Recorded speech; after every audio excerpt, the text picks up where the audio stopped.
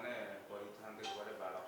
କିନ୍ତୁ ସହକାରୀ ଯନ୍ତ୍ରୀ ଏଥିରେ ଦାୟୀ ଆଉ ଆପଣ ଦେଖିବେ ମେୟର ହୁଅନ୍ତୁ କମିଶନର ହୁଅନ୍ତୁ ଆଉ କୌଣସି ବ୍ୟକ୍ତି ତ ଦାୟୀ ନଥିଲା ପରି ଗୋଟେ ଏମିତି ମନେ ହେଲା। ଏ ବାବଦରେ ଆପଣ କ'ଣ କହିବେ? ଗତ ବିଜୁ ଜନତା ଦଳ ସରକାରରେ ଏ ପ୍ରଶାସନିକ ବ୍ୟବସ୍ଥା ପୁରା ହୁଗୁଳା ହୋଇଯାଇଥିଲା।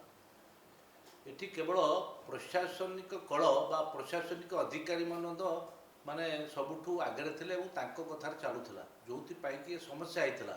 ଅତୀତରେ ମଧ୍ୟ ଡ୍ରେନ୍ରେ ଭାସିଯିବା ଏ ଘଟଣା ବି ଘଟିଛି, ସେ କଥାକୁ ନେଇ ଭାରତୀୟ ଜନତା ପାର୍ଟି ବାରମ୍ବାର ଉଠେଇଛି।